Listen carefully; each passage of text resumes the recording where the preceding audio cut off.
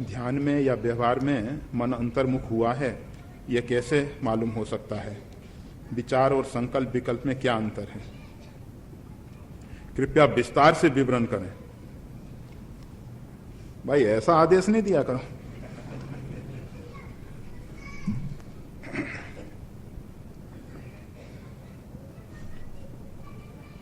अंतर्मुख हुआ है ध्यान में या व्यवहार में, कैसे मालूम पड़े? मन मस्त हुआ फिर क्यों बोले? सीधा सा गणित है, संतों ने बताया है, कबीर साहब बता गए। जब आपका मन अंतर्मुख हो जाएगा तो बाहर के विषयों के तरफ उसकी रुचि नहीं रहेगी। अगर बाहर के भोजन में स्वाद मिल रहा है, बाहर के स्वरूप में दृश्य हमको देखने में आकर्षक लग रहे हैं, शब्द हमको बाहर के आकर्षक लग रहे हैं, बहिर्मुख हैं। और जब अंदर का नाद सुनने में अच्छा लगे, अंदर का दिव्य स्वरूप देखने में अच्छा लगे, अंदर का स्वाद सब अंदर ही मिलने वाला है। वृत्तियाँ जब अंतर्मुख होती हैं तो वो अंदर का स्वाद लेने लग जाती हैं। फिर आप पाएंगे कि अंदर बहुत सुंदर वाद्य बज रहे हैं, भिन्न भिन्न प्रकार के स्वरूप। सून गगन में क्या बाजे, जो भी मतलब अंतरिक्ष में दिव्य वाद्य बज रहे हैं, वो सब आपको सुनाई देंगे। भिन्न भिन्न प्रकार के वाद्य, पहले तो भिन्न भिन्न चक्रों पे जो विकिरण संकुचन के कारण ध्वनियाँ हो रही हैं वो सब सुनाई देंगी। उसके बाद दिव्य नाद, अनाहत शब्द, ये सब आपको सुनाई देंगे। और फिर उस परम ध्वनि में आप स्थित हो सकोगे। इसी प्रकार से आकाश में चमकने वाली बिजली स्थिर होगी और आकाश में दिखाई देने वाले ग्रह नक्षत्र सब स्थिर होंगे और भिन्न भिन्न प्रकार की ज्योतियाँ, भिन्न भिन्न प्रकार के प्रकाश बैठे बैठे आप देखोगे। परंतु चेष्टा मत करना कि ऐसा हो। हाँ, शरणागति का मार्ग कहता है कि होने देना। अगर हो रहा है तो सिर्फ अहोभाव से परमात्मा को साष्टांग प्रणाम कर लेना कि प्रभु बड़ी कृपा की आज आपने, जो ये सब कुछ बरसाया, ये सब कुछ दिखाया, ये आपका अनुग्रह है। और फिर एक निवेदन और करना कि कहीं मेरे को ऐसा ना लगे कि मेरे में कोई ऐसी योग्यता थी, ऐसी पात्रता थी जिसके कारण आपने ये कृपा की। ये कृपा बनाए रखें। और अगर भगवान आपके अहंकार को तोड़ना चाहें तो टूटने में परेशान मत होना। होता यह है कि कभी कभी हम कह तो देते हैं भगवान से, परंतु भगवान जब इस प्रकार के अहंकार को तोड़ने लगते हैं तो हम परेशान हो जाते हैं, हम उसको सहन नहीं कर पाते। तो अंतर्मुख होने पे बहिर्मुख जितने भी विषय हैं वो फीके लगने लग जाएं, समझना कि अंतर्मुख हो गए। विचार और संकल्प विकल्प में क्या अंतर है? मन में जो भी तरंगें उठ रही हैं वो संकल्प विकल्प के रूप में उठती हैं। विचार कहते हैं विपरीत दिशा में चलना। जब हम उस संकल्प विकल्प के साथ मन से जुड़ के मनन करने लग जाते हैं और उसके साथ चलने लग जाते हैं तो उसका नाम विचार हो जाता है। वैसे संतों ने जो विचार मार्ग कहा है वो सही अर्थ में विचार है, अर्थात विपरीत दिशा में। ये सृष्टि का विस्तार कहाँ से होते होते यहाँ तक पहुँच गया, तो अब इसको धीरे धीरे एक में एक का लय करते चले जाएं और फिर परमात्मा में स्थित हो जाएं। क्योंकि परमात्मा से सृष्टि का विस्तार होता है, उससे महत प्रकृति आती है, प्रकृति के द्वारा फिर 3 गुण आते हैं, फिर 5 महाभूत आते हैं, आदि आदि। जैसे जैसे सृष्टि का विस्तार हुआ, इसका विपरीत दिशा में चल के और सबका लय करते हुए फिर परमात्मा में पहुंच जाना, ये संतों के हिसाब से विचार है। परंतु आप सब जो विचार, आप सब मन में जो कुछ संकल्प विकल्प उठा है उसके पूर्ति और अपूर्ति के विषय में लग जाते हो कि कैसे इसकी पूर्ति होगी, कैसे क्या होगा, आदि आदि, और आप उसके साथ दौड़ने लग जाओ। संकल्प विकल्प स्वाभाविक उठते हैं। उनको उठाने के लिए आप सब कोशिश करो या ना करो, उस संकल्प विकल्प से बचना जल्दी संभव नहीं है। हाँ, उस पर विचार करना ये आपके अधीन है। आपके अंदर जो भी तरंग आई उस पर आप, ठीक है आई होगी, आने दो, जाने दो, दृष्टा बन के अगर साक्षी भाव से देख सकते हो बहुत अच्छी बात है। और दूसरा उपाय ये है कि परमात्मा के विषय के ही संकल्प विकल्प करो, चिंतन वही कोई भगवान का चरित्र है, उसका कोई अंश ले लिया कि भगवान श्री राम जो हैं और दशरथ जी के आंगन में खेल रहे हैं, उस पे ही चिंतन अपना शुरू कर दिया। भगवान श्री राम जो हैं जनकपुर में जा रहे हैं विश्वामित्र जी के साथ, भगवान श्री कृष्ण की लीलाएं। इसीलिए तो परमात्मा ने अनंत रूप धारण किए और अनंत प्रकार से लीलाएं रची। उन सब लीलाओं का चिंतन करते रहें। स्वाभाविक है कि मन अन्य चिंतनों से, अन्य विचारों से बच सकता है। कोशिश करेंगे कि हाँ इसको बचाना है और इस प्रकार के पवित्र संकल्प करके संकल्प करें कि हाँ इतना जप करना ही है। और जप करने के लिए जितने भी अवरोध आएंगे, रुकावटें आएंगी, उन सबके साथ संघर्ष करेंगे। आज देखेंगे कैसे आते हैं।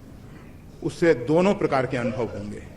एक तो परमात्मा समझेंगे कि परमात्मा बहुत समझदार हैं, सिर्फ एक आपकी इच्छा देख रहे हैं। दूसरी बात ये, आपको भी ये समझ में आएगा कि मेरे करने से कुछ नहीं हो सकता। जब का सही परिणाम यही है कि अंदर से ये बात समझ में आने लग जाए कि मैं जप नहीं कर सकता। ध्यान का भी यही रहस्य है और स्वाध्याय का भी यही रहस्य है। जितनी भी साधनाएं उनका यही रहस्य है कि साधना करते करते ये समझ में आ जाए मैं नहीं कर सकता हूं, मेरे को निमित्त बना के कराया जा रहा है, तब समझना के साधना में प्रवेश हो गए। कहते हैं कि जहां तक जीव का अहंकार कार्य कर रहा है वहां तक संसार है, और जहां जीव का अहंकार टूट के परमात्मा का लीला विलास दिखाई देने लगे तो साधना प्रारंभ हो गई। तो साधना का श्री गणेश प्रारंभ वहीं से होता है जहां हमारा अहम गलित हो जाता है और हमको लगता है श्री राम। तो इन्होंने तो सिर्फ यही पूछा था विचार और संकल्प विकल्प। तो मन में संकल्प विकल्प तो अनेक प्रकार के उठते हैं, फिर भी जिस जिस वातावरण में हम रहते हैं उसका असर हम पे बहुत अधिक पड़ता है। इसीलिए कुसंग से बचने की बात और सत्संग करने की बात कही जाती है। कुसंग से बचो। कुसंग में हम बैठते हैं तो उस प्रकार के संकल्प विकल्प हमारे मन में आते हैं और फिर उसी प्रकार के विचारधारा में हम बहते हैं। इसलिए जहां तक बने सत्संग मिले बहुत अच्छी बात है, भगवान की कृपा है, परंतु कुसंग से बच जाओ। कुसंग से बचने के लिए नियम बना लो कि बस अपने साधना कक्ष से बाहर आवश्यक कार्यों के लिए ही जाएंगे। ठीक है कि संसार के व्यक्ति समझेंगे कि हाँ बहुत व्यक्ति टूट गया है, छूट गया है या विक्षिप्त हो गया, पागल हो गया, जो कुछ उनको कहना है कहने दो, परंतु हमारा संसार बस साधना कक्ष तक रह जाए। घर के जो आवश्यक कार्य हैं उन पे भी विचार करना ऐसा नहीं कि उनको बिल्कुल उपेक्षित भाव से वैसे हम कहें या ना कहें, प्रकृति को आपसे अगर वो कार्य लेना होगा, अर्जुन को बता दिया भगवान ने कि तेरा जो क्षत्रिय स्वभाव है तेरे को युद्ध में लगा देगा। तू जो कह रहा है कि मैं भिक्षा का अन्न मांग के खाना अच्छा समझता हूं, सन्यासी बनना अच्छा समझता हूं, ये बात ठीक नहीं है। मैं देख रहा हूं कि अगर तू सन्यासी बन गया ना तो वहां जाके भी जो तेरे को दंड दिया जाएगा तू दूसरों के ऊपर मारने का प्रयोग करेगा। उस डंडे को लेके तू दंडी स्वामी नहीं बनेगा। तू सन्यासियों में भी बहुत उत्पात खड़े कर देगा। रहने दे, उन समाज को तो मत बिगाड़। भगवान ने कहा कि कम से कम अगर अर्जुन जो है यहां रह गया तो दुष्टों का संहार करेगा और वहां रह गया तो सन्यासियों को बिगाड़ देगा। कहा नहीं, तेरा जो क्षत्रिय स्वभाव है वो तेरे को युद्ध में लगा ही देगा। तो हमारे जो स्वभाव प्रकृति बनी हुई है वो हमको उन कार्यों में लगा ही देती है, प्रवृत्त कर ही देती है। इसलिए उसके सोच करने की जरूरत नहीं है कि ये संसार कैसे चलेगा, चलाने वाला कोई दूसरा है।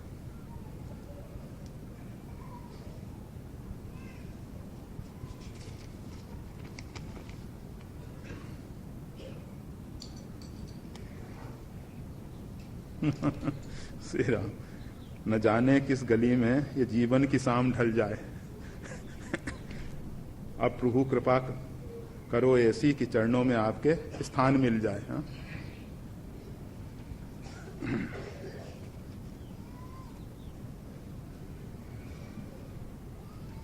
चरणों में स्थान पाने के लिए बहुत सरल उपाय है। रज बन जाओ। अगर चेतन महाप्रभु ने कहा, वैसे तो नाम जप में कोई विधि नहीं है, भगवान का नाम जो है परम कल्याणकारी, परंतु उसके साथ साथ कहा कि सुनीचेन, एक शब्द आया है, अत्यंत निम्न होके रहो, इतने अधिक झुक जाओ, इतने अधिक झुक जाओ, रजकण बन जाओ, जिससे फिर उठने की बात ही नहीं रही। तो चरणों में स्थान मिल ही गया। घूमा फिरा के वहीं के वहीं आना है, कहीं दूसरी जगह जाना नहीं। बात सिर्फ इतनी है कि कैसे ये अहम गले, कैसे ये अहंकार टूटे छूटे।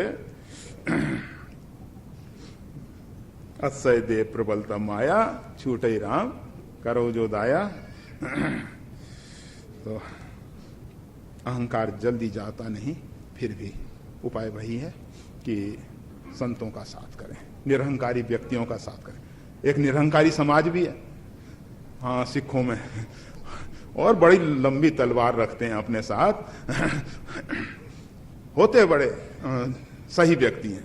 हाँ, एक व्यक्ति पहुंचा केदारनाथ में, मंदिर में गया, मंदिर वालों ने कहा यहाँ ये चढ़ाओ, यहाँ ये चढ़ाओ। उसने निकाली खड़ग अपनी तलवार, कहा खड़ा हो, तेरे को चढ़ाऊंगा। उसने हाथ जोड़ लिया, कहा कि महाराज बस आनंद हमारे पास आया आश्रम में। कहने लगा कि जहां गए वहां कहें ये चढ़ाओ, ये चढ़ाओ। मैंने कहा कि खड़ा हो, तेरे को चढ़ाता हूं। किसी ने एक प्याला चाय नहीं पूछी है? बस चढ़ाओ चढ़ाओ। निरहंकारी है ना, अहंकार नहीं है उसमें। तो ऐसे निरहंकारी नहीं बनना है।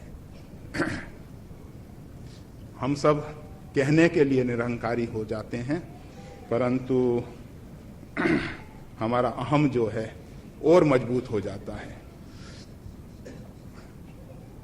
दंडी सन्यासियों के लिए एक नियम, किसी के सामने मस्तक नहीं झुकाना।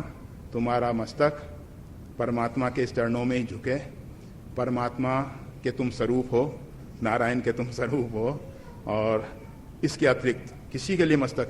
अब वो अपने आप को इतना अहंकारी बना लेते हैं, इतना वो झुक तो सकते नहीं, अंदर से तो उनके बहुत गड़बड़ हो रही है। अच्छा नहीं, ऊपर से हम अपने आप को नकली मुखौटा लगा के निरहंकारी बताने की कोशिश करें, अच्छा नहीं है। निरहंकारी हो जाएंगे तो ये मुखौटे जितने हैं नकली अपने आप गिर जाएंगे और वास्तविक स्वरूप समझ में आ जाएगा। समझाने की जरूरत नहीं पड़ेगी। अगर समझाने की जरूरत है तब तो हम अपने अहंकार और पद प्रतिष्ठा के लिए कोशिश कर रहे हैं ना। बताने का अर्थ ही ये होता है, हम सबसे श्रेष्ठ हैं, हम अच्छे हैं, लोग हमको सम्मान दें आदि। तो बात तो अच्छी है, न जाने ये शरीर किस गली में जाके, उसकी चिंता नहीं है। कबीर साहब ने हम सबको बता दिया और कि देखो मरने के लिए अगर काशी में ही मरने से मुक्ति होती है तो काशी में नहीं मरेंगे। अच्छा ये है कि हम अपने इष्ट का हमेशा स्मरण करते रहें परमात्मा का नाम सुमिरन करते रहें, और जहाँ नाम और नामी परमात्मा है वहाँ हमारी दुर्गति हो ही नहीं सकती है। चाहे वो कोई भी देश हो, खराब से खराब देश हो, फिर भी वहाँ अगर हमारा शरीर का प्रारब्ध पूरा हो तो उसके लिए कहीं भी छूटे, कोई उसमें ऊहापोह करने की जरूरत नहीं कि ऐसा होना चाहिए, जहाँ आपकी इच्छा हो। और वैसे एक बात सुनिश्चित है, जन्म और मृत्यु पूर्व निर्धारित है, पहले से निर्धारित है। जन्म जिस स्थान पे जिस प्रकार से होना है वहीं होगा, और मृत्यु भी जिस स्थान पे जिस प्रकार से होनी है वो भी सुनिश्चित है। इसलिए उस विषय को तो लेके हाँ, पर ये जरूर लगना ही चाहिए, लगने जैसी बात ही है कि कब सांझ ढल जाए, आयुष कब पूरी हो जाए, क्योंकि यात्रा तो जन्म के साथ शुरू हो गई, मृत्यु की ओर हम बढ़ रहे हैं। प्रत्येक क्षण आयु घटती चली जा रही है, और शमशान की जो लपटें हैं वो हमारा आह्वान कर रही हैं कि कब ये आए और कब इसको हम पचा लें। अग्नि, शमशान की अग्नि हमारा इंतजार कर रही है। हमेशा ये भाव बना रहे कि निश्वासे नहीं विश्वासा कदा रुद्धो भविष्यति, विश्वास का कोई विश्वास नहीं है कि भविष्य में कब रुक जाएगी, शाम आएगी या नहीं आएगी वो भी भरोसा नहीं है। और इसलिए बस प्रभु अब तो आपकी करुणा बरस जाए, रो रो के पुकारो। ये सुनिश्चित बात है कि परमात्मा जो हैं भक्तों के अश्रु देख नहीं सकते।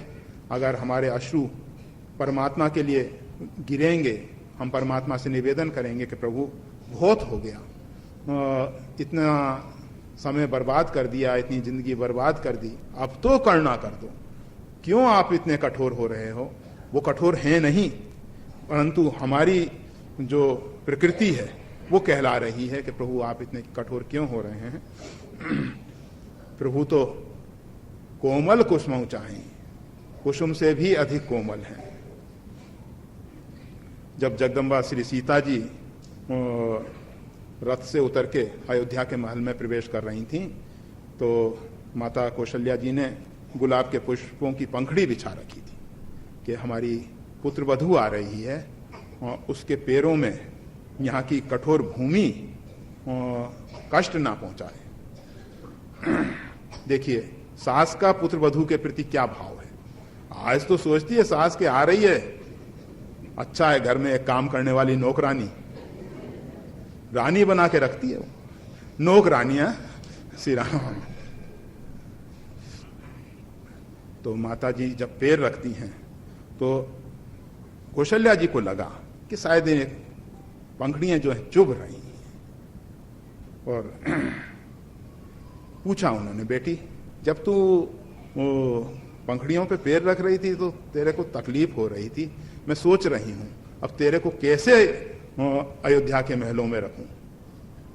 कौशल्या जी कहती हैं, नयन पुत्री कर प्रीत बढ़ाई, जैसे नयन की जो पुतली है बहुत कोमल होती है ना, तो उस प्रकार से मैंने प्रीति बढ़ाई, उस प्रकार से रखा था।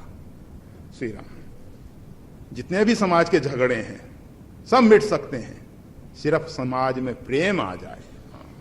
सास का पुत्र वधू के प्रति प्रेम आ जाए, पुत्र वधू का अपनी सास के प्रति प्रेम आ जाए, बच्चों का अपने माता पिता के प्रति, माता पिता का बच्चों के प्रति, परंतु प्रेम, यह नहीं कि मोह और आसक्ति। प्रेम में कुछ चाहिए नहीं, सिर्फ प्रेमास्पद किस प्रकार से प्रसन्न रहेगा, उसकी प्रसन्नता ही हमारी प्रसन्नता है। बस प्रेम का एक ही सूत्र, अपने प्रेमास्पद को हम किस प्रकार से प्रसन्नचित देख सकते हैं, उसकी प्रसन्नता के लिए हमें भले ही सब कुछ कुर्बान करना पड़े, सब कुछ बलिदान करना पड़े, त्याग करना पड़े, वो स्वीकार है, प्रेम आ गया। परंतु हम अगर प्रेमास्पद से, प्रेमी से कुछ अपेक्षा करते हैं, चाहते हैं, तो प्रेम के रहस्य को नहीं जाना। प्रेम को कलंकित मत करो, प्रेमी से कुछ अपेक्षा मत करो। अगर अपेक्षा कर रहे हो, बच्चे माता पिता से अपेक्षा कर रहे हैं, माता पिता बच्चे से अपेक्षा कर रहे हैं, भाई अपनी बहन से अपेक्षा कर रहा है, बहन अपने भाई से अपेक्षा, बस प्रेम खत्म। जहां अपेक्षा है, जहां अभिप्सा है, आकांक्षा है, प्रेम नहीं है। श्री राम। हाँ, तो परमात्मा के चरणों में प्रेम होना ही चाहिए।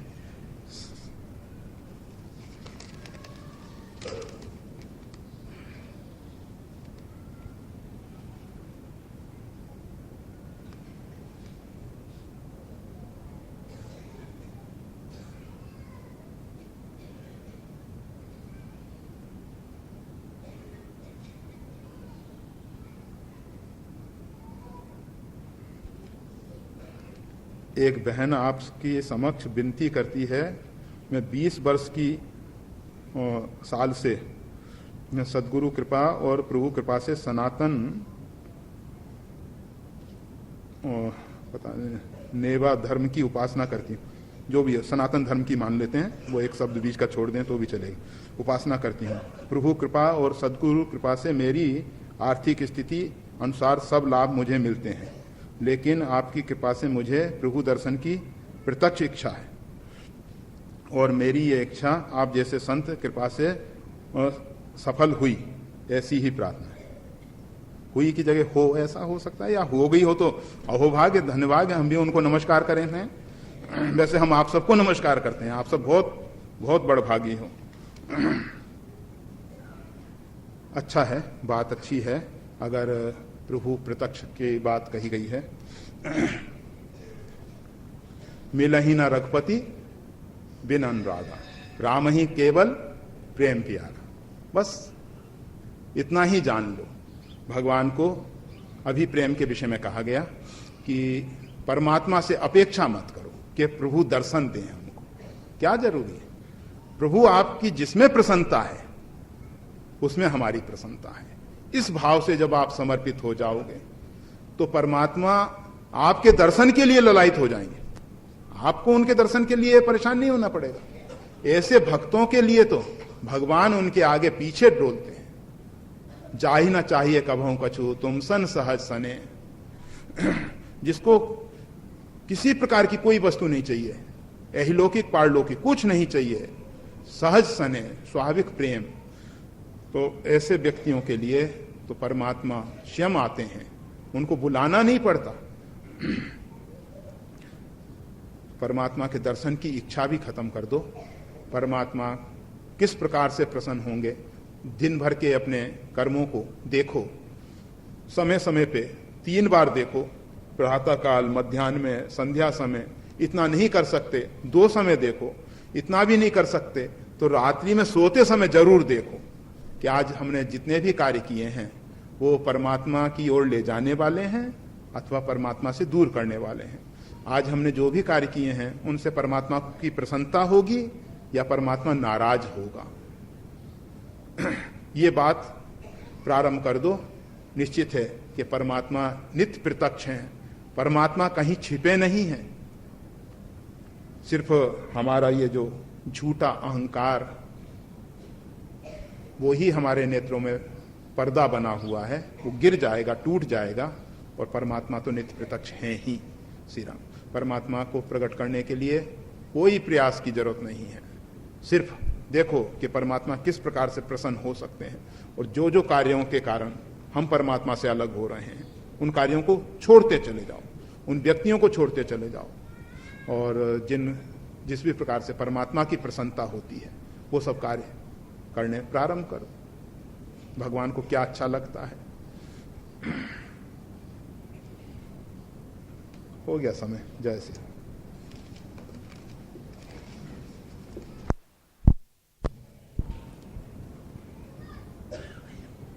सुंदरकांड का प्रारंभ हो रहा है जामवंत के वचन सुहाए से। हनुमान जी को जामवंत के वचन बहुत अच्छे लगे। सुनी हनुमंत हृदय अति भाई, हृदय में बहुत अच्छे लगे। ऐसे कौन से जामवंत के बहुत अच्छे वचन हैं भाई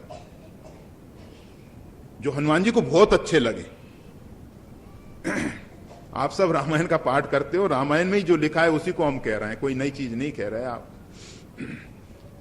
कहे रीछ पति सुन हनुमाना, काचुप साध रहु बलवाना, पवन तने बल पवन समाना, बुद्धि विवेक विज्ञान निधाना। जामवंत जी ने हनुमान जी की प्रशंसा की। ये शब्द हनुमान जी को अच्छे लगे? नहीं। जो अपनी प्रशंसा से फूल उठता है वो भक्त नहीं होता।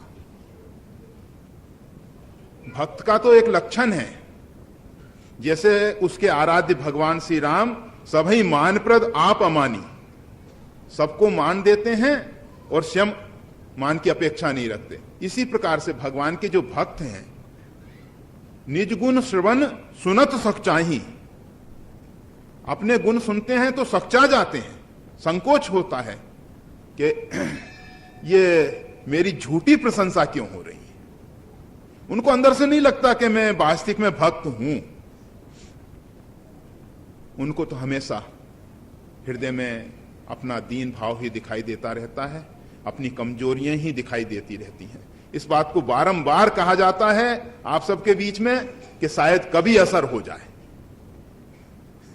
परंतु वो दिन बड़ा पवित्र दिन होगा जिस दिन आप सब अपने अंदर अपनी कमियों को देखने लगोगे और बाहर आपको विशेषताएं दिखाई देने लगेंगी, परमात्मा की लीला दिखाई देने लगेगी, परमात्मा का स्वरूप दिखाई देने लगेगा। वो दिन सुनिश्चित है कि परम सौभाग्यशाली दिन होगा, परम पवित्र दिन होगा। तो हनुमान जी महाराज की जब प्रशंसा कर रहे हैं, पहले उनको बलवान कहा, फिर बलवानों में भी बताने लगे कि आपका बल तो पवन से भी कहीं श्रेष्ठ है। आप भले ही पवन पुत्र हैं, पवन के समान आपका बल है, वो बात यथार्थ नहीं है, क्योंकि आपको तो और भी नाना प्रकार के वरदान दे दिए गए हैं। हनुमान जी महाराज शांत बैठे हुए हैं, उनके ऊपर उन प्रशंसा का कोई असर नहीं हो रहा। पवन तनय बल पवन समाना, बुद्धि विवेक विज्ञान इन सबके तो आप निधान हैं, फिर भी हनुमान जी शांत। जब जामवंत जी ने कहा राम काज लग तब अवतारा, बस राम कार्य के लिए आपका भूमंडल पे अवतरण हुआ है, इतना सुनना था, सुनते ही भयो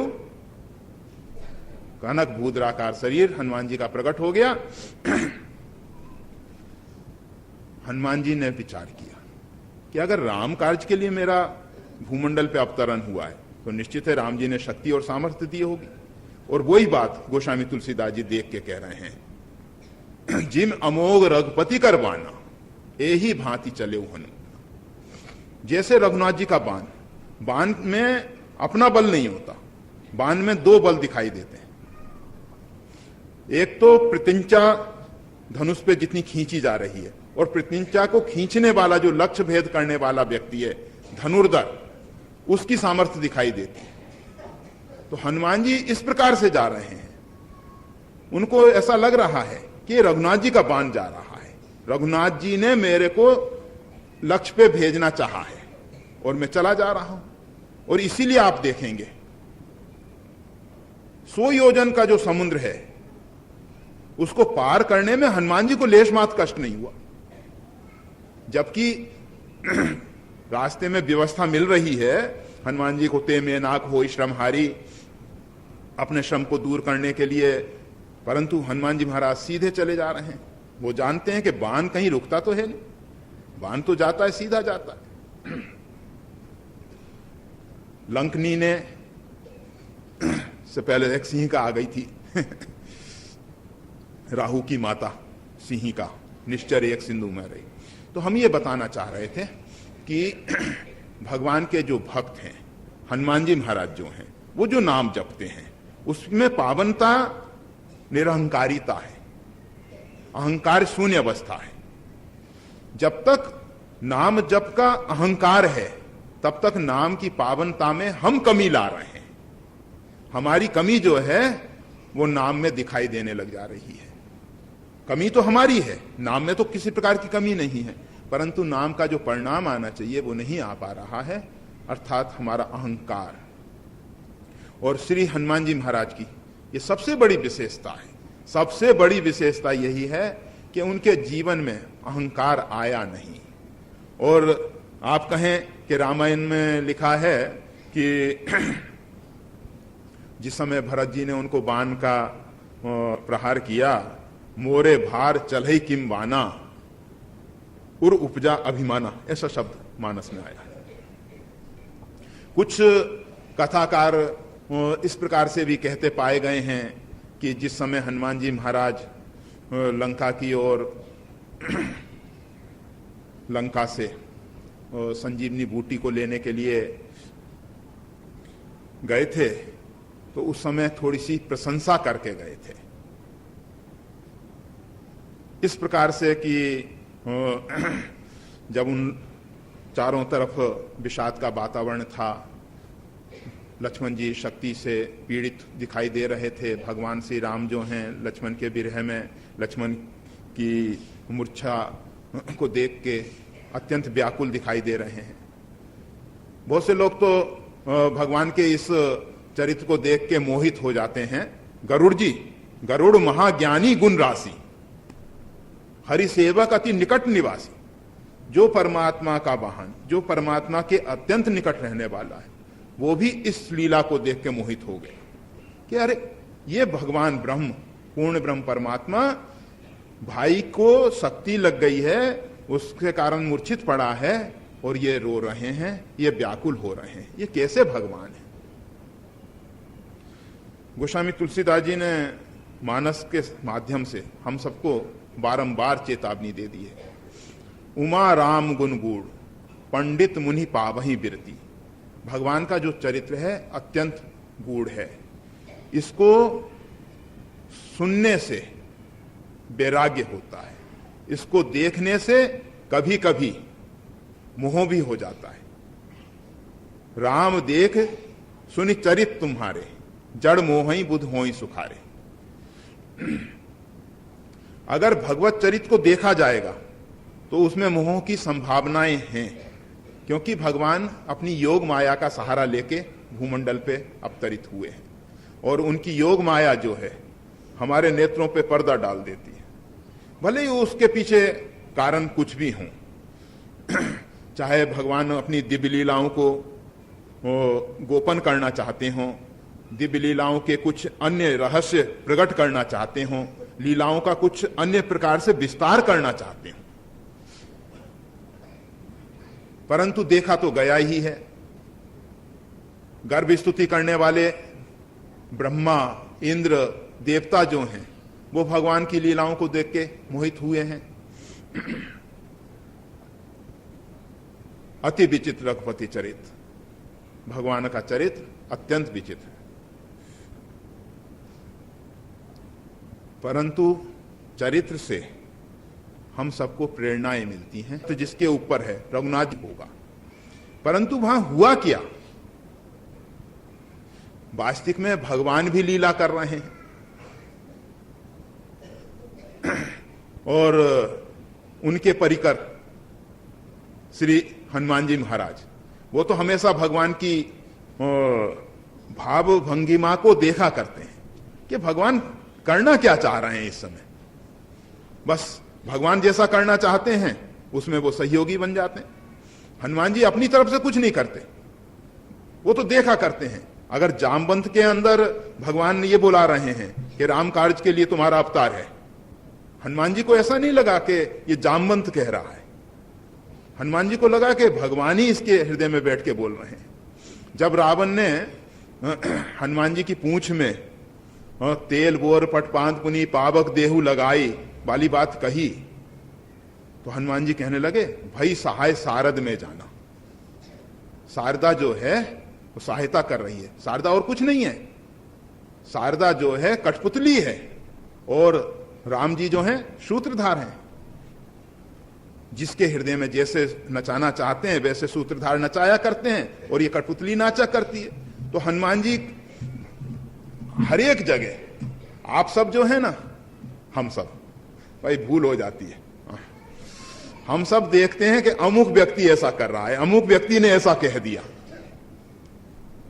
परंतु श्री हनुमान जी महाराज देखते हैं कि कहने वाला व्यक्ति नहीं है, पूर्व प्रेरक रघुवंश विभूषण, इसके हृदय में प्रेरणा करने वाले सूत्रधार परमात्मा है और उसकी प्रेरणा से ऐसा कह रहा है। इसी कारण हनुमान जी को कभी भी क्रोध नहीं आता। राक्षसों को जो सीताराम कर दिया ना, कहने से नहीं हुआ वो, सिर्फ मां भगवती जगदम्बा श्री सीता जी को जो उन्होंने कष्ट में देखा था, भगवान श्री राम से दूर देखा था, तो उनसे वो सहन नहीं हो रहा था, और जो जो उसमें बाधक बन रहे थे उनको तो सीताराम करना ही चाहिए था, किया भी श्री राम। तो भगवान श्री राम लीला कर रहे हैं। जो भाई उनके लिए अपनी पत्नी का त्याग करके 14 वर्ष के लिए वन में आ गया है,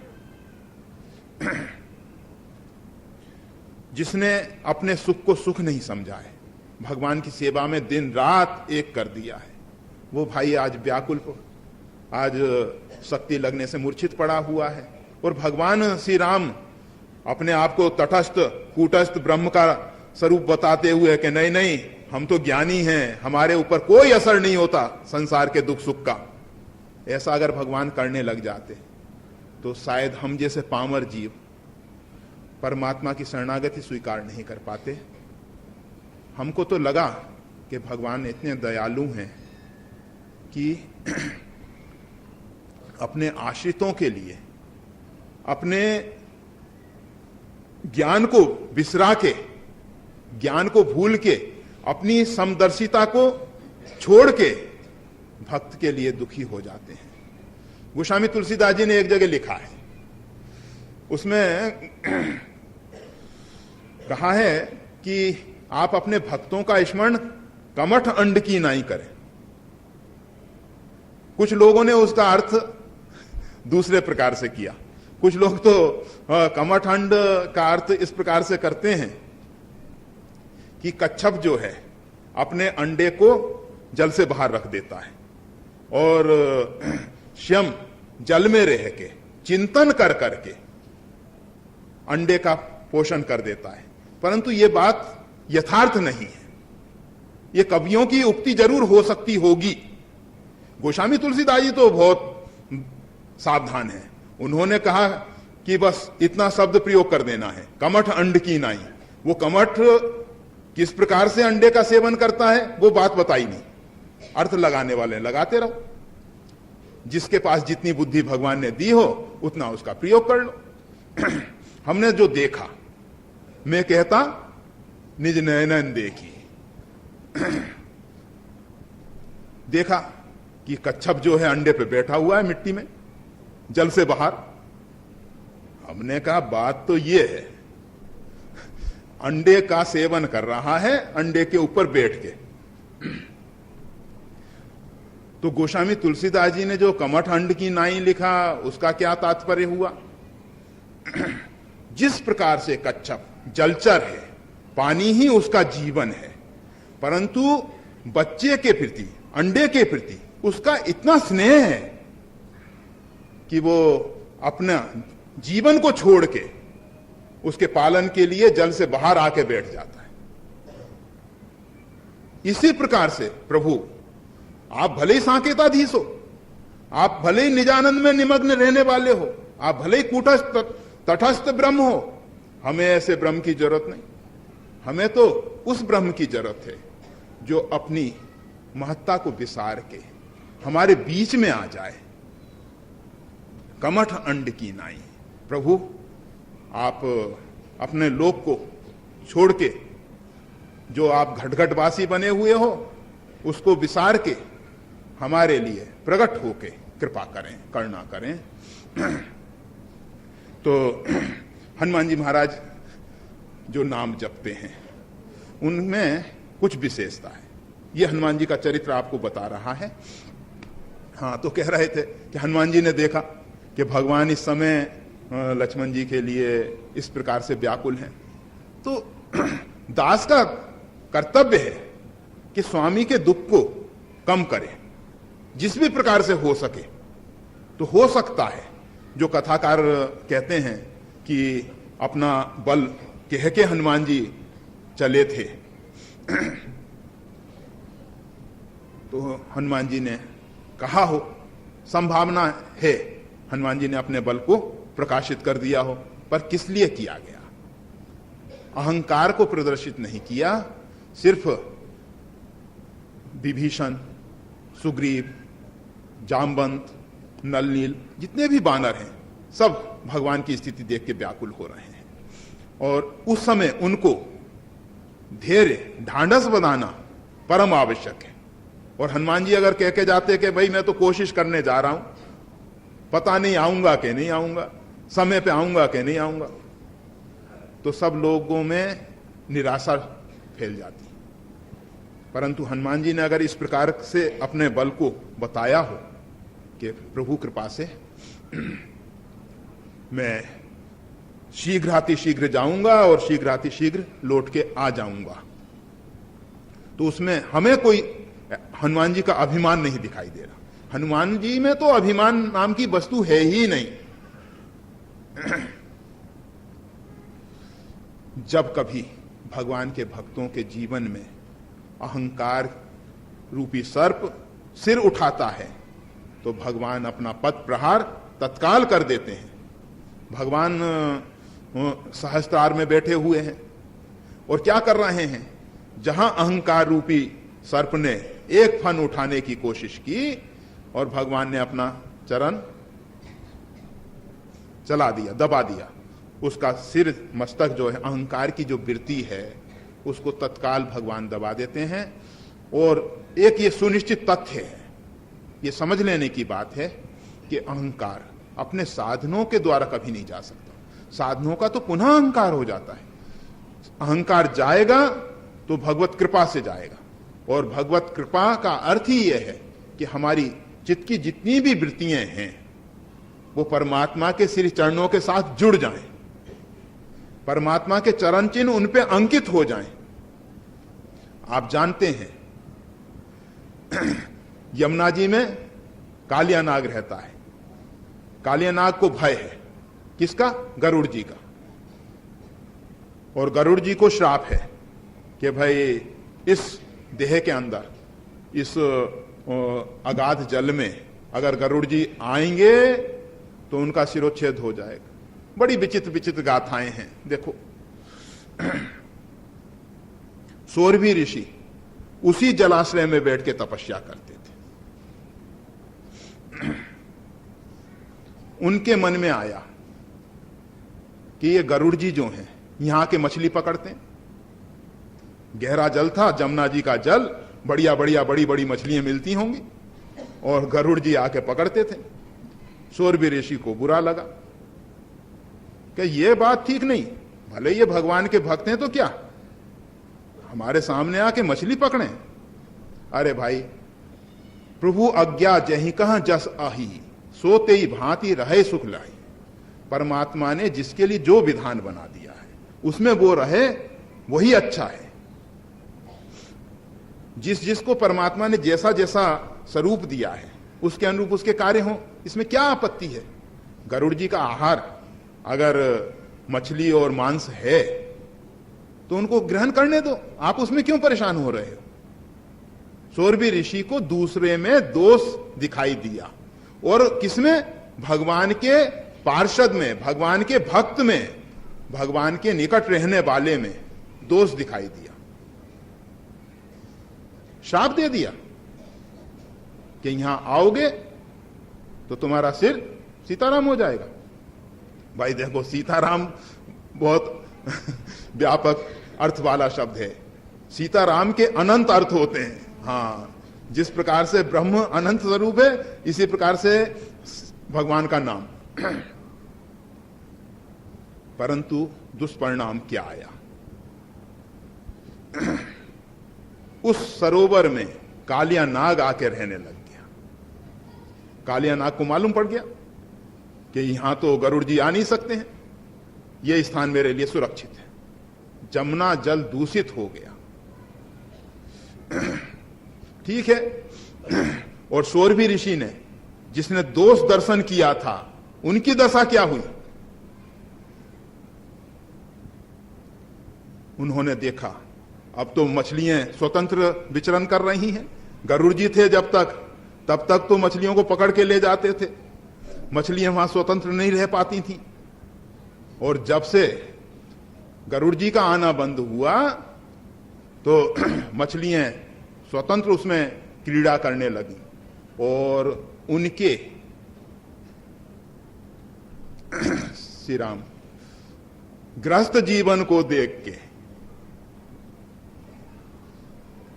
सौरभी ऋषि के मन में एक विचार पैदा हुआ। देखिए, भले ही जल में बैठ के समाधि लगा लो, तुम आकाश में चले जाओ, हिमालय की कंदराओं में चले जाओ, परंतु बिन हरि कृपा ये विकार छूटने वाले नहीं, विकृतियां जाने वाली नहीं है। जल में समाधि लगा रहे हैं। जलचरों की क्रीड़ा को देख के उनके मन में भी एक भावना हुई कि हम भी ग्रस्त सुख को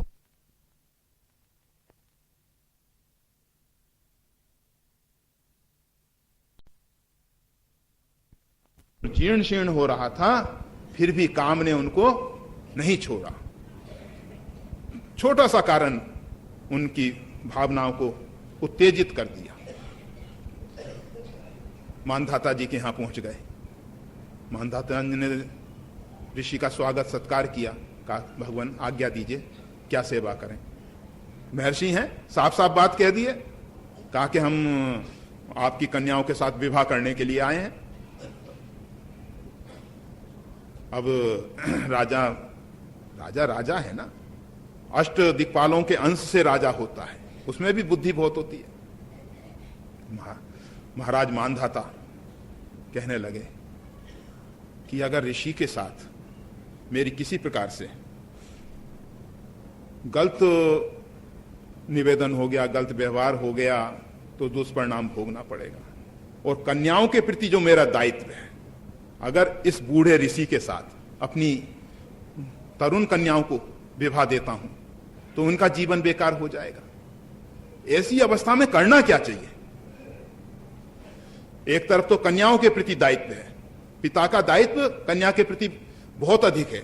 उसको हमेशा ऐसा लगता है कि इसको ऐसे पति के हाथ में सौंपूं जहां इसका जीवन जो है सुख शांतिमय रहे, इसका जीवन जो है परमात्मा की ओर अग्रसर होने वाला हो, ऐसे ही परिवार में इसको सौंपा जाए। उसका दायित्व है। ठीक है कि परमात्मा की ओर ले जाने वाला तो ऋषि है, परंतु बुढ़ा तो हो गया, अब दाम्पत्य सुख कैसे मिल पाएगा? कहा कि महाराज, मेरी जो कन्या आपको वरण करे उसको आप सहर्ष ले जाइए। सौरभी ऋषि भी कम नहीं है। अच्छा, तू हमको बुढ़ा समझ रहा है? तुरंत अपना तप का स्मरण किया और स्मरण करने के साथ साथ तरुण अवस्था में आ गए। रनवास में अंतरपुर में प्रवेश किया और महाराज मानधाता की 50-51 जितनी कन्याएं थी सबको लेके चल दिए। उनके साथ हम ज्यादा नहीं रहे, अच्छा है, हम अपने तो हम बता रहे थे कि कालिया नाग की बात बता रहे थे और उसके साथ साथ कुछ दोष दर्शन वाली बात भी स्पष्ट करनी ही पड़ी, क्योंकि दोष दर्शन हमारे में विकृति उत्पन्न कर देगा। कभी भी किसी में दोष दर्शन मत करो। श्री हनुमान जी महाराज ने अपने बल को अगर कहा होगा तो उस समय की परिस्थिति देख के कहा होगा। हनुमान जी के अंदर अभिमान अहंकार है ही नहीं, बिल्कुल नहीं है। और जो भरत जी का बाण लगा और मोरे भार चलहि किमि बाना, इस प्रकार का भी हनुमान जी के मन में एक थोड़ा सा अहम का अंकुरन होना चाहा है। तो उस समय भगवान ने तुरंत उनको समझ दे दी है। परमात्मा, वही हम आपको बता रहे थे कि परमात्मा जो हैं प्रत्येक वृत्ति का दमन करने के लिए, अहंकार की जितनी भी वृत्ति हैं उनका दमन करने के लिए जिस प्रकार से कालिया नाग का उन्होंने दमन कर दिया और प्रत्येक फन पे अपना पद चिन्ह अंकित कर दिया, जिससे कालिया नाग जल से बाहर भी रह के गरुड़ से सुरक्षित हो सका। अगर हम चाहते हैं कि हमारे जीवन में अहंकार न आने पाए तो प्रत्येक वृत्ति के साथ परमात्मा के चरण चिन्ह जुड़ने ही चाहिए, और बिना इसके कभी भी ये संभव नहीं है कि हमारे अहंकार छूट जाए अथवा टूट जाए। इसीलिए संतों ने ये जो आप सबको भगवान के मधुर मंगलकारी चरित्र सुनाए हैं, अभी जैसे श्री संत भगवान, हमें तो ठीक से ख्याल नहीं है उनका परिचय किस प्रकार, संत परिचय अपने आप में बहुत है, क्योंकि भगवान से बड़ा पद है ना, मोते अधिक संत कर लेखा। कोई ऐसा नहीं सोचे कि संत कह रहे हैं तो कोई उनका अपमान है, संत हमारे विचार से, परंतु संतों को लगता है, संतों को कोई कह दे भक्त जी, संत परेशान हो जाते हैं।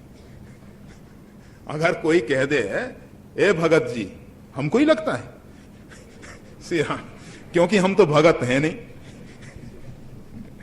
श्री राम। तो संत भगवान बता रहे थे कि महाराज पृथु ने जो 10,000 कान मांगे, क्यों मांगे? पृथु भी भगवान के अवतार हैं। भगवत चरित्र सुनने के लिए मांगे। जिनके श्रवण समुद्र समाना, कथा तुम्हारी सुभग सरनाना, भरई निरंतर होई न पूरे, तिनके ये जो वशिष्ठ जी, वाल्मीकि जी ने भगवान को रहने का एक उत्तम स्थान बताया है कि जिन्होंने अपने श्रवण को समुद्र के समान बना रखा है और आपका चरित्र रूपी सरिताएं निरंतर भर रही हैं, परंतु वो कभी पूरे नहीं होते, खाली ही रह जाते हैं। घंटी सुनाई दे रही है। हाँ, पुजारी जी समझदार हैं, बहुत समझदार।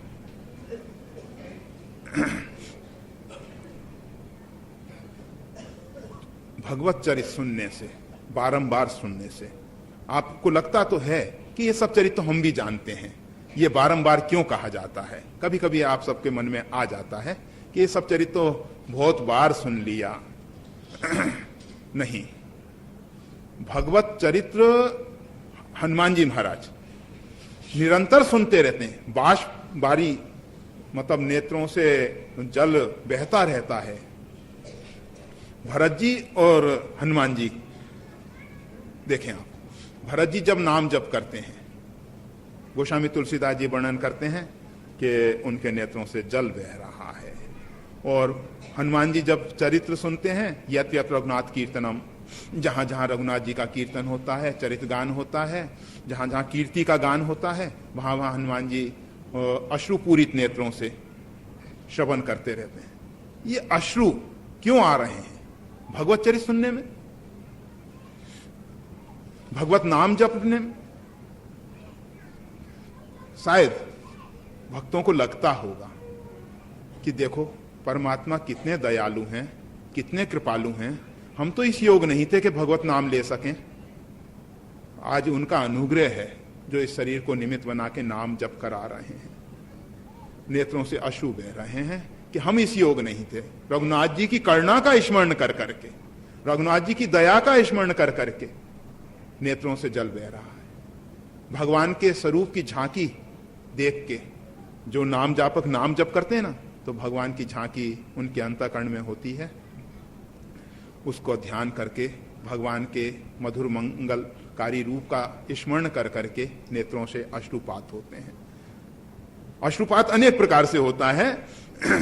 एक तो विरह के अश्रु, परमात्मा से विरह है, अलग हो गए हैं, उस समय भी अश्रुपात होता है। कभी कभी आप देखते हैं कोई कारुणिक प्रसंग आ जाता है। रामायण में भगवान श्री राम वन की तरफ जा रहे हैं, भगवान श्री कृष्ण को अक्रूर जी ले जा रहे हैं, गोपिकाएं उनके विरह में। तो ऐसे जो कारुणिक प्रसंग आ जाते हैं उनसे भी अश्रुपात होने लग जाता है। परंतु ये अश्रु जो हैं प्रेमाश्रु नहीं है। प्रेमाश्रु भले ही भगवान के चरित्र को सुन के, वो और कुछ नहीं है, आपका हृदय बहुत कोमल है, आपका हृदय बहुत संवेदनशील है। आप अगर हरिश्चंद्र का चरित्र सुनोगे, हरिश्चंद्र बाजार में बिकेंगे और उनका लड़के को नाग डसेगा और उनकी पत्नी उनके सामने अपने पति के पास अपने बच्चे को अंतिम संस्कार के लिए ले जाएगी, उस समय भी आप रो दोगे। वो आपके अंतःकरण की कोमलता है। जय श्री राम।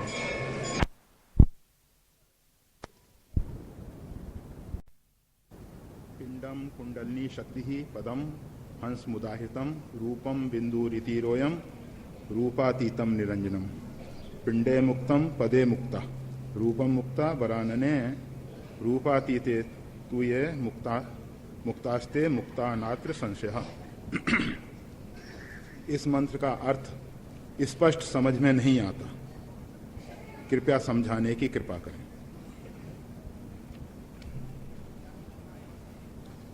हमें तो ठीक से इसका ख्याल नहीं है कि आगे पीछे का इसका प्रसंग कैसा है, परंतु ठीक है, चलो। जिस भी प्रकार से, क्योंकि कोई भी अर्थ करने से पूर्व प्रसंग को जरूर देख लेना चाहिए। अगर बिना देखे उसका अर्थ किया जाएगा तो कुछ ना कुछ हो सकता है कि अर्थ के विपरीत अर्थ होने की भी संभावनाएं हो सकती हैं। लिखते हैं पिंडम कुंडलिनी शक्ति ही, पिंड ही कुंडलिनी शक्ति है, और पद जो है वो हंस कहा गया है। रूपम बिंदु रीति गेयम, और बिंदु इस प्रकार के जो कहा जाता है उसको रूप के रूप में जानना चाहिए। और रूपातीतम निरंजनम, और जो रूप से परे है वो निरंजन परम पद है, जो अपने आप में आनंदित है, जो अपना सहज स्वरूप है वो निरंजन है। इसके बाद कहते हैं पिंडे मुक्ता पदे मुक्ता, पिंड से मुक्त होने पे पद से मुक्त हो जाता है, और रूप से मुक्त, जब पद से मुक्त होता है तो रूप से मुक्त होता है। वरानने पार्वती जी के लिए संबोधन होगा। रूपातीतम तू ये, और जो रूप से अतीत परे हैं ये, वो मुक्त हो जाते हैं, इसमें कोई प्रकार का संशय नहीं है।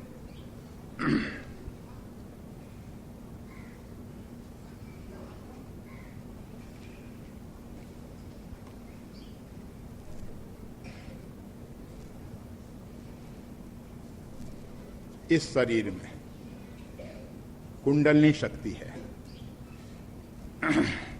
परमात्मा ने अपने साम्राज्य का विस्तार जैसे ब्रह्मांड के रूप में किया, इसी प्रकार से इस शरीर के रूप में भी किया गया। यथा पिंडे तथा ब्रह्मांडे, जैसा पिंड में है वैसा ही ब्रह्मांड में है। मूलाधार में जो कुंडलिनी शक्ति सोई हुई है, कुंडलाकार है इसलिए उसका नाम कुंडलिनी शक्ति कह दिया गया। उसका मुख जो है वो साधारण स्थिति में नीचे की ओर झुका हुआ है, और साधना के द्वारा, मंत्रों के द्वारा, हठ योग की क्रियाओं के द्वारा वो कुंडलिनी जो है ऊर्ध्वगमन करती है। उसका जो मार्ग है सुषुम्ना का मार्ग है। सुषुम्ना के मार्ग में भिन्न भिन्न प्रकार के चक्र हैं, जिनको कहीं कहीं कमल के रूप में भी कहा गया है। ये चक्र और कमल वास्तविक में क्या है, शरीर में 72,000 नाड़ियां हैं, और उन सब का मूल केंद्र जो है वो है नाभि। नाभि जो है सूर्य चक्र है, अग्नि तत्व है वहां, और नाभि पे हमेशा एक ध्वनि होती है रंग बीज की, उसका बीजाक्षर है रंग। रकारो अग्नि बीजस्य, रकार जो है अग्नि बीज। इससे पूरे शरीर को सत्ता और शक्ति मिला करती है। ये जो रंग बीज है यही पूरे शरीर को आपको शक्ति प्रदान करता है। हृदय को भी वही गति देता है, आसपास जो किडनी इत्यादि हैं, शरीर के जितने भी अंग उपांग हैं, उन सबको शक्ति सत्ता प्रदान करने वाला है नाभि का मूल चक्र, जिसको मणिपूरक चक्र कहा जाता है। आप देखेंगे कि शरीर में जिस समय बच्चा माता के गर्भ में रहता है तो नाभि से ही उसका पालन पोषण होता है। नाभि में रस आता है माता के द्वारा और फिर उससे पूरे शरीर का विकास होता है। तो जिस प्रकार से हमारे इस ब्रह्मांड के लिए सूर्य मंडल में सूर्य को केंद्र मान लिया गया और फिर उसके इर्द गिर्द घूमने वाले नवग्रह इत्यादि हैं, इसी प्रकार से शरीर का मूल जो है नाभि मणिपूरक चक्र है। तो कहा जा रहा है इस पिंड में जो कुंडलिनी शक्ति है,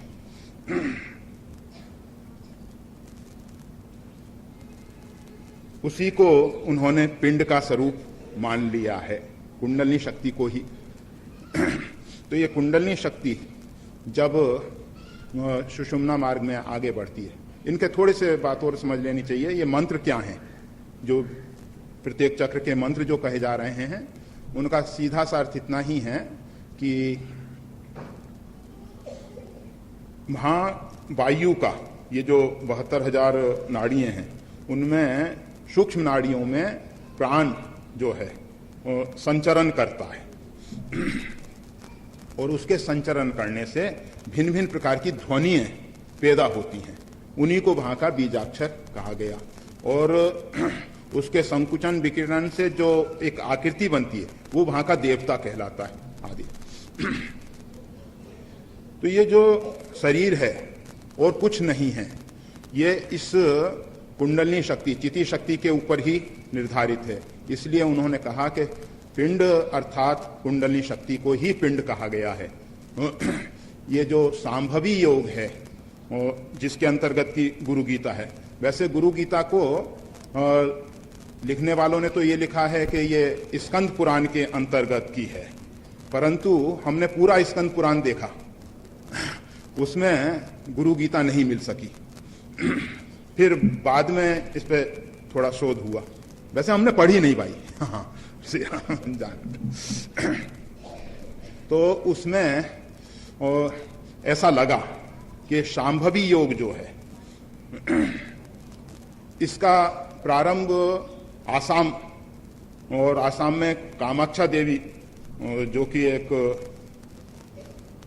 52 शक्तिपीठों में विशिष्ट चेतन शक्तिपीठ मानी गई है और वहाँ तांत्रिक साधक बहुत अधिक साधना में लगे हुए हैं। भगवती जो है आदि शक्ति है, जिसकी जैसी जैसी भावनाएं होती हैं उसके अनुरूप परिणाम दे देती है। लोग अगर अहिलौकिक कामनाओं तक ही सीमित रह जाते हैं तो अहिलौकिक कामनाओं की पूर्ति होती है, उससे अगर ऊपर उठ जाते हैं तो भगवती जो है मोक्ष भी प्रदान करती हैं। आद्य शक्ति भगवती जगदम्बा साक्षात ब्रह्म स्वरूपनी है। ब्रह्म उसकी सत्ता से ही सत्तावान बना हुआ है। आद्य शक्ति भगवती अगर नहीं है तो ब्रह्म का अस्तित्व ही खत्म हो जाएगा। अस्तित्व जो है, सत्ता जो है, वो आद्य शक्ति भगवती जगदम्बा की ही है।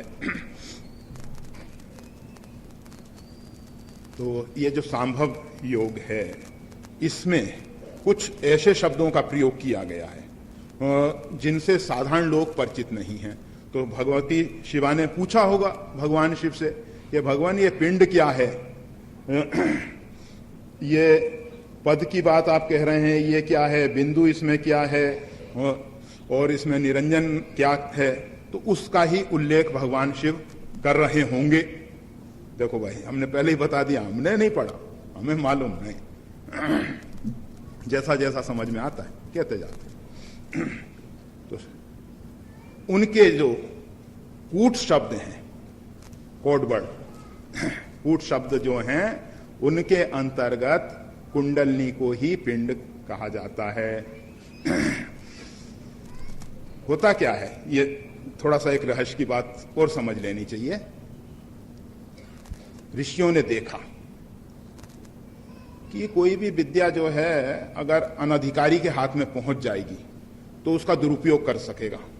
तो उन्होंने इन विद्याओं के अंतर्गत कुछ ऐसे कूट शब्दों का प्रयोग किया जो हर एक व्यक्ति नहीं समझ सकता है। बहुत से लोग कहते हैं कि हम तो अमुक पुस्तक में पढ़े, अमुक अमुक प्रकार से इस प्रकार से लिखा हुआ है और सब हमने किया, परंतु परिणाम कुछ नहीं आया। क्यों नहीं आया? कूट शब्द जो हैं उनका अर्थ वो नहीं समझ सके।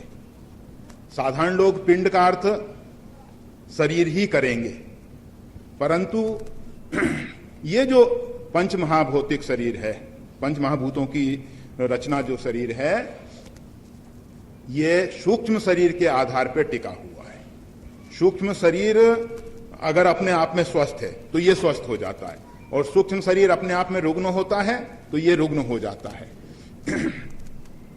सूक्ष्म शरीर का सीधा संबंध भगवती कुंडलिनी के साथ है, इसीलिए उन्होंने कुंडलिनी शक्ति को ही पिंड कहा है।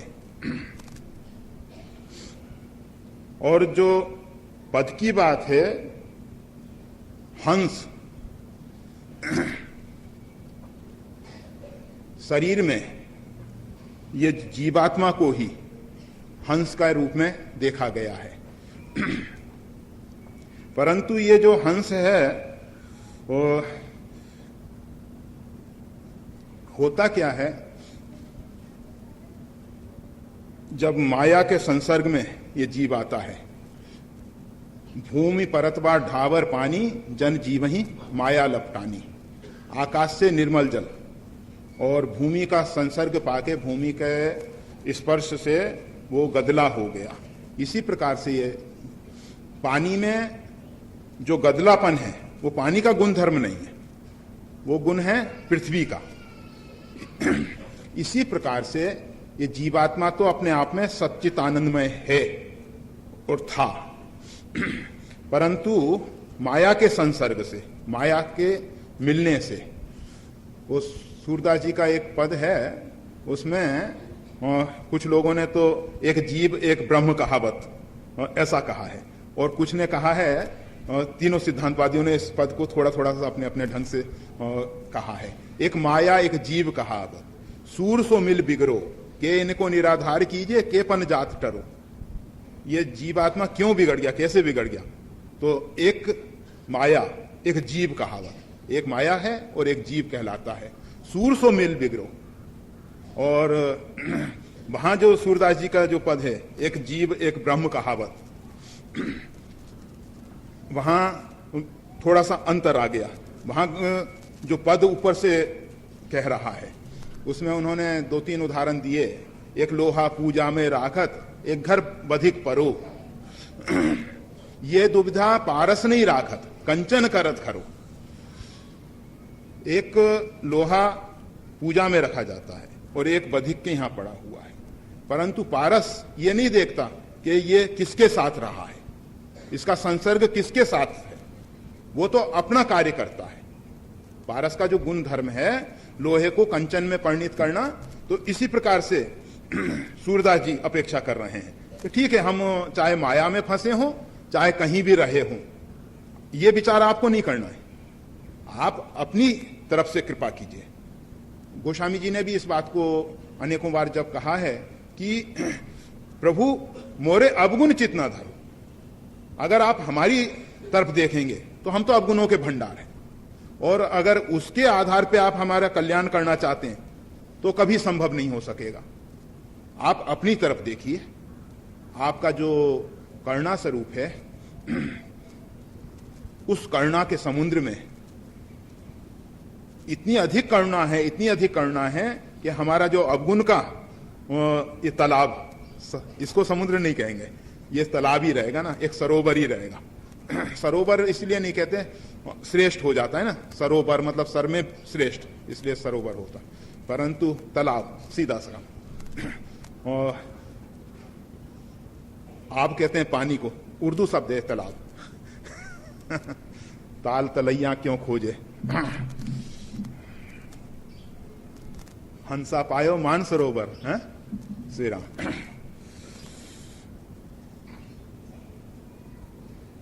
श्री राम श्री राम। हाँ, तो दूसरी बात जो सूरदास जी ने कही, एक नदिया एक नार कहावत, मेलो ही नीर भरो। एक नाला है, एक पवित्र सरिता है, नदी में मेला नीर भरा, ये नाले में गंदा पानी भरा हुआ है। अभी कहीं गए थे, शायद महुआ गए थे। तो एक व्यक्ति से कहा, भाई गंगा जल हो तो दे दो। कहा गंगा जल तो नहीं है, जमुना जल है। हमने कहा जमुना जल कहां से ले आए भाई? कहा कि मथुरा से। हमने कहा मथुरा में तो जमुना जी जा चुकी हैं, बहुत पहले चली गई वो तो। दिल्ली में संपूर्ण गंदे नालों का पानी जो है जमुना जी के प्रभाव में छोड़ दिया जाता है। जमुना जी का जल तो ओखला में पहले ही रोक लिया जाता है। ओखला के बाद फिर गंदे नालों का ही पानी उसमें जा रहा है, और वो ही तुम उठा ले आए और तुम उसको कह रहे हो जमुना जल। तो ये जो गंदे नालों का पानी जब पवित्र सरिता में मिल जाता है तो उसका नाम फिर गंदा नाला के रूप में नहीं रहता, वो सरिता के रूप में रह जाता है। परंतु जब सरिताओं का ही जल निकाल लिया जाए तो सरिता खाली नाम मात्र की रह जाती है।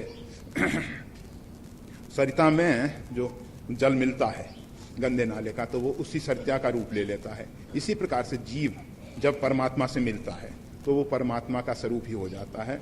और उसी बात को सूरदास जी ने कहते हुए अंत में यही निवेदन किया, एक जीव एक ब्रह्म कहावत, एक ब्रह्म एक जीव कहावत।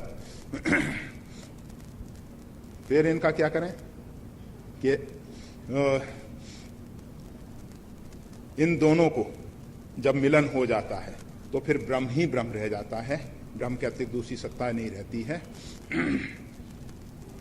आपका जो एक प्रण है उसको आप पूरा कीजिए। क्या है भगवान का प्रण? आवे शरण तजो नहीं ताऊ, सर्वधर्मान परित्यज्य मामेकम शरणम व्रज। श्री राम।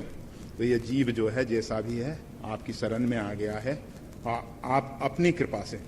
वैसे जब हमने वो पद बहुत बार पढ़ा है, सुना है, एक लोहा मतलब पूजा में राखत एक घर बधिक परो वाली बात। अगर लोहा किसी दूसरे तत्वों के साथ जुड़ जाता है या लोहे के ऊपर कोई दूसरा आवरण आ जाता है तो पारस जो है उसको स्पर्श करने के बाद भी स्वर्ण नहीं बना पाता। पारस का जो स्पर्श है, अगर शुद्ध लोहा है और लोहे के ऊपर अगर कोई दूसरा अवरोधक आ गया है तो फिर उसको कठिनाई हो जाएगी। परंतु परमात्मा के यहाँ ये समस्या नहीं है। परमात्मा के यहाँ वो जो सरिता और नाले की बात अभी यमुना जी का कहने की बात कही, वो समस्या परमात्मा के यहाँ नहीं है। परमात्मा अपने आप में सर्वतंत्र स्वतंत्र समर्थ हैं, कर्तुम अन्यथा अकर्तुम। उनके लिए कोई भी कार्य जो है न करने जैसा नहीं है। इसलिए परमात्मा को तो सिर्फ अपने स्वभाव में स्थित होने की ही जरूरत है। वो अपने स्वभाव से कभी चलायमान भी नहीं होते और जीव का उद्धार हो ही जाएगा। परमात्मा का जो स्वभाव करने का है, कृपा करने का है, जीव का उद्धार करने का है, उस स्वभाव का स्मरण करें प्रभु, बस उतना ही हमारे लिए पर्याप्त है। तो पिंडम कुंडलनी शक्ति ही, ये जो शरीर है, इस शरीर को छोड़ो, उनका कूट शब्द पिंड जो है वो है कुंडलनी शक्ति के लिए। और जो हंस शब्द कहा जा रहा है, यही पद है। कौन सा पद है? परम पद नहीं है। परम पद निरंजन का है, क्योंकि आगे इसमें कहा जा रहा है रूपातीतम निरंजनम, रूप से परे जो पद है वो निरंजन का है। और रूपम बिंदु रीति, ऊपर के श्लोक में जरूर ये सब शब्द आए होंगे जरूर, हाँ। तो रूप जो है वो बिंदु ही है, और रूपातीतम निरंजनम, और इसमें सहस्त्रार में जो रहने वाला ब्रह्म है निरंजन के रूप में रहा करता है। पिंडे मुक्तम पदम मुक्तम, जीव जब पिंड से मुक्त हो जाता है तो पद से भी मुक्त हो जाता है, और पद से जब मुक्त होता है तो रूप से भी मुक्त हो जाता है, और रूपातीतम जो रूप से इस प्रकार से मुक्त हो जाता है वो मुक्ति ही है, इसमें नात्र संशय, किसी प्रकार का संशय नहीं है। जितने भी ये शब्द प्रयोग किए गए हैं इनसे मुक्त होने के लिए क्या करना होगा? पिंड से मुक्त होना हो, पद से मुक्त होना हो, रूप से मुक्त होना हो, और जो रूपातीत, रूप से परे जो स्थिति है, वो सब जो हैं उनमें पहुंचने के लिए हमारे विचार से, और जो सांभवी सिद्ध योग है जिसके अंतर्गत ये गुरु गीता है, उनका भी वही सिद्धांत है, और उनके और हमारे सिद्धांत में कोई अंतर नहीं है, सिर्फ शब्दों का थोड़ा सा हेर फेर है। हम उसको परमात्मा की शरणागति कहते हैं, वो उसको गुरु की शरणागति कहते हैं, बस इतना सा ही भेद है। वो गुरु को शरणापन होते हैं, गुरु अपनी संकल्प शक्ति से शिष्य का उद्धार करते हैं। हमारी एक मान्यता है कि गुरु निरहंकारी होता है, वो अपने संकल्प विकल्प से परे है। वैसे ब्रह्म जो है, जब हम ब्रह्म की बात करते हैं, परमात्मा की बात करते हैं, तो परमात्मा भी संकल्प विकल्प से रहित है। ये सब खेल होता क्या है? ये वास्तविकता ये है कि गुरु को परमात्मा ने ही श्रेय दिया है। संतों को, देवताओं को, जिसको भी श्रेय मिल रहा है, जिसको भी यश मिल रहा है, जिसकी भी सत्ता और शक्ति से कार्य हो रहा है, उसको श्रेय देने वाला कौन है? आप देखते हैं जैसे वृक्ष है, उसकी जड़ जो है भूमि से रस ग्रहण करती है और शाखा प्रति शाखाओं में बांट देती है। फूल कहाँ लगते हैं? शाखा प्रति शाखा में। फल कहाँ लगते हैं? शाखा प्रति शाखा में। लोगों को भ्रम हो सकता है, जो कम समझदार लोग हैं वो ऐसा सोच सकते हैं कि ये शाखाएं ही फल दे रही हैं, शाखा ही फूल दे रहे हैं, परंतु वास्तविक में वृक्ष ही उनमें फूल और फल दे रहा है। वृक्ष का अगर मूल जो है उसको हटा दिया जाए तो शाखा ना फूल दे सकेंगी ना फल दे सकेंगी।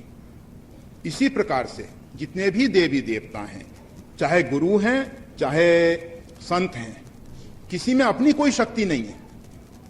अपनी शक्ति आएगी कहां से? शक्ति तो उसी पूर्ण ब्रह्म परमात्मा की है, और वो परमात्मा जिस जिस व्यक्ति के जैसे जैसे संकल्प हैं, एक व्यक्ति भैरव जी को मान रहा है, एक व्यक्ति वरियादेव को मान रहा है, एक व्यक्ति शीतला माता को मान रहा है, जिस जिस रूप में परमात्मा को मान रहा है, मानता तो वो परमात्मा को ही है, परंतु जिस रूप में वो उसको स्वीकार कर लेता है तो उस रूप में परमात्मा फल देने लग जाते हैं। इसी प्रकार से गुरु की जहां बात है तो गुरु को परमात्मा ने श्रेय दिया है, गुरु में अपनी कोई बड़ाई नहीं होगी, हमें ऐसा लगता है। तो कहा जा रहा था कि शांभवी योग जो है और शरणागति योग जो है दोनों एक हैं, इनमें दोनों में कोई विशेष अंतर नहीं है। इसमें परमात्मा की शरणागति स्वीकार की जाती है, उसमें गुरु की शरणागति स्वीकार की जाती है।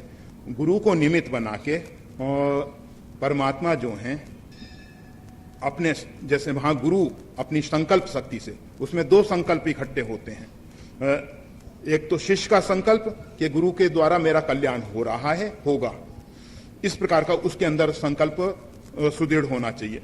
और गुरु के अंदर कि मेरे माध्यम से शिष्य का कल्याण होगा, तब गुरु जो है अपनी साधना की शक्ति उसमें प्रविष्ट कराते हैं, जिसको शक्तिपात कहा जाता है। तब जाके शिष्य का कल्याण होता है। और हमारी जो मान्यता है वो इस प्रकार की है कि जब दो शून्य, निरहंकारी शिष्य और निरहंकारी गुरु, दोनों जुड़ जाते हैं, एक दूसरे के निकट आते हैं, तो परमात्मा का विधान उस समय अपने आप को प्रकट कर देता है। शून्य में परमात्मा का आविर्भाव हो जाता है, प्राकट्य हो जाता है, वहां भी वही स्थिति होती है। और शिष्य जब इस प्रकार का संकल्प करता है कि गुरुदेव की शक्ति मेरे में बरसने वाली है, प्रविष्ट होने वाली है, उस समय वो शून्य हो जाता है, खाली हो जाता है। अगर वो खाली नहीं होगा तो शक्ति समाएगी किसमें? शिष्य को अपने आप को खाली करना ही होता है। और जब खाली होता है तभी गुरु की शक्ति ऊपर से नीचे की ओर प्रभावित होती है। और गुरु भी, जो सही सदगुरु हैं, वो जानते हैं कि ये मेरी शक्ति काम नहीं कर रही है, ये परमात्मा की शक्ति जो है वो ही इसके अंदर प्रविष्ट हो रही है, और वही शक्तिपात सफल होता है। अगर अहंकारी व्यक्ति ऐसा करने लग जाएं, स्वार्थी व्यक्ति, लोभी लोलुप व्यक्ति ये सब करने लग जाएं, तो वो शक्तिपात के नाम पे पता नहीं क्या होगा, हम नहीं कह सकते। श्री राम। हाँ, शक्तिपात तो जब ही होगा जब गुरु जो हैं समाहित चित्त हुए, समाधिष्ट स्थिति में पूर्ण रूपेण समाहित होने के बाद परमात्मा के संकल्प से और ये शक्तिपात की दीक्षा देंगे, तो निश्चित है कि शिष्य का कल्याण होना है, होगा ही। श्री राम। तो ये जो बातें कही जा रही थी कि एक से एक की मुक्ति, पिंड से मुक्त होने पे पद से मुक्त होना और रूप से मुक्त होना आदि आदि, ये है क्या? इसके लिए सिर्फ इतना ही समझना चाहिए कि जो अभी बात कही गई, हम अपने आप में कुछ नहीं कर रहे हैं। श्री सद्गुरुदेव का, पूर्ण ब्रह्म परमात्मा का बात एक ही है।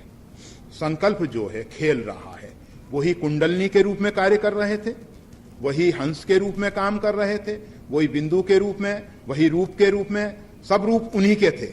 और वो जो हैं इन सबसे निरंजन परे हैं, और उन्हीं की ये सब लीला चल रही है। जब आप इस प्रकार से देखने लग जाते हैं, समझने लग जाते हैं, तो आप इनसे मुक्त हो जाते हैं। आप इनके बंधन में कब तक हैं?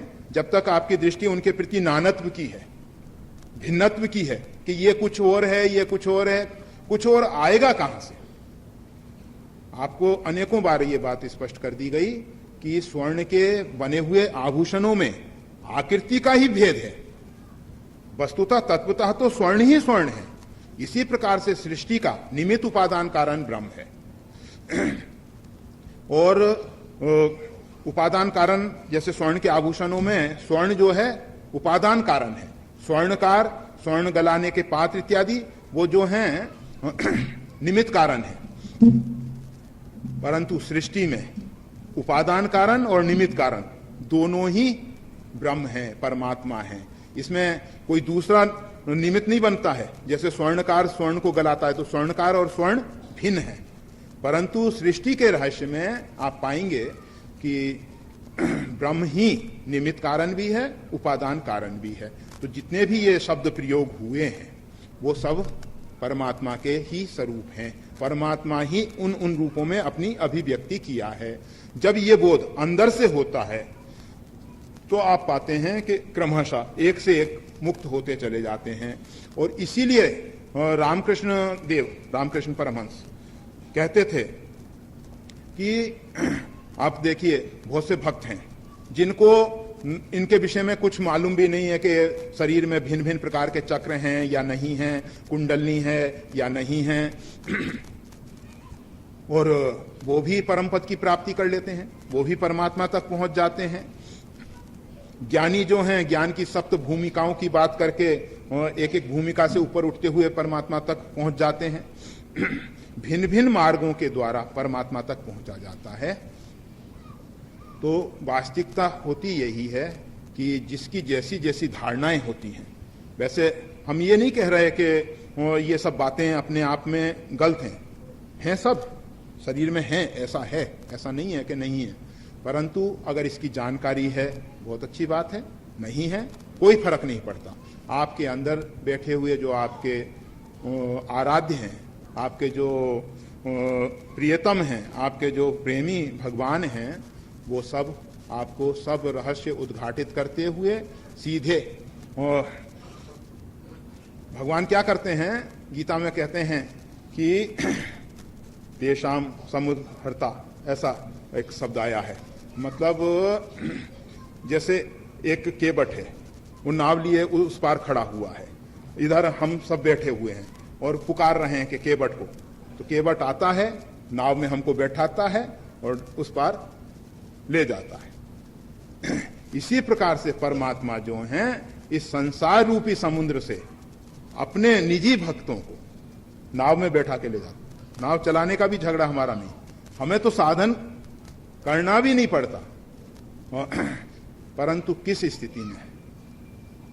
अगर हमको ये लगे कि हम नाव चला सकते हैं तो केवट कहेगा चलाओ, और अगर हम चुपचाप केवट का ही भरोसा रखेंगे कि भाई केवट ही हमको पार करने वाला है, हम में इतनी सामर्थ्य नहीं कि हम इतनी बड़ी नाव को चला लें, हमारा तो इतना ही दायित्व है कि पुकारें, उस केवट को पुकारें कि आ जाओ। वो आएगा, जरूर आएगा, और आने के बाद कहेगा बैठो, नाव को पकड़ के रखेगा, नाव डगमगाए भी नहीं, केवट का दायित्व है ना, और बैठाने के बाद आसानी से पहुंचा देगा, सरल मार्ग, जो इच्छा हो पुकारो, उस केवट को पुकारो। वैसे इस बात को अनेक अनेक प्रकार से कहा जाता है और इसके विषय में लगभग सीता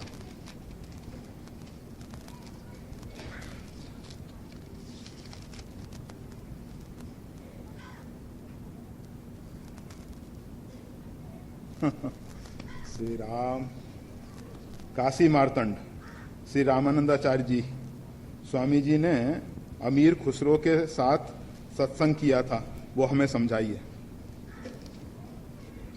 भैया हमें याद नहीं, काशी मार्तंड हमने शायद पूरा ढंग से पढ़ा भी नहीं है सुना जरूर था, परंतु हमें ख्याल नहीं है ये अमीर खुसरो का चक्कर क्या है।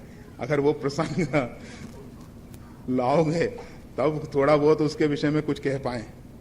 हमें बिल्कुल नहीं ख्याल है कि अमीर खुसरो के साथ क्या क्या सत्संग हुआ। अमीर खुसरो खुशी रहे, बस इतना ही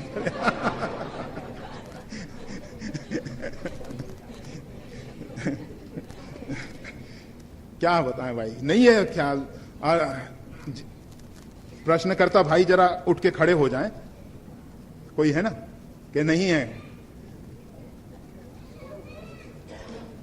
हाँ हाँ, अरे बहुत अच्छे, अरे बैठते क्यों भाई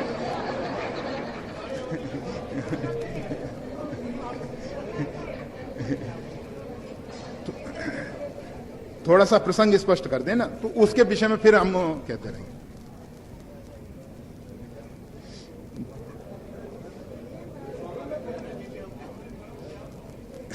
ऐसा है, देखो भाई स्वामी जी ने क्या किया होगा सत्संग, हम तो एक बात जानते हैं,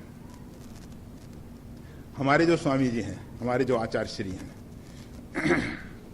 उन्होंने अधिक से अधिक शंखनाद के द्वारा सबका कल्याण किया है। स्वामी जी ज्यादा ये शास्त्रों के विवेचन के चक्कर में नहीं पड़े। हम हमेशा कहा करते हैं कि जितने भी अन्य आचार्य हुए वो सब क्या करते थे कि एक युग था, उस समय अपने पांडित्य के बल पे एक दूसरे को परास्त करने की एक होड़ सी लगी रहती थी।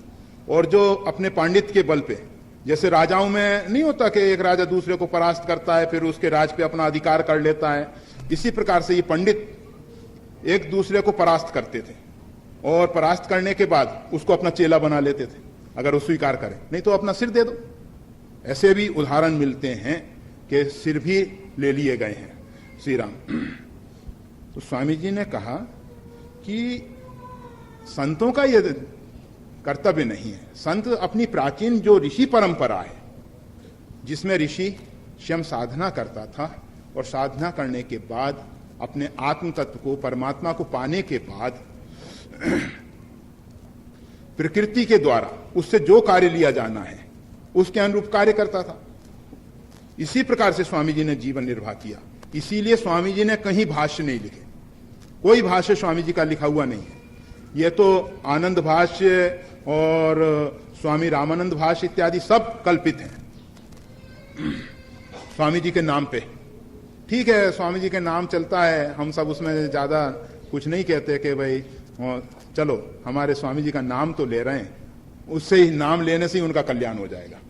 झूठ सच किसी प्रकार से लें स्वामी जी का सहारा, उसका कल्याण हो जाएगा, क्योंकि स्वामी जी का सहारा ले लिया ना, अच्छी बात। तो स्वामी जी जो हैं, वास्तविक जो ग्रंथि है उसको छुड़ाते थे, जिसके कारण ये जीव माया के जंजाल में फंस रहा है, उसको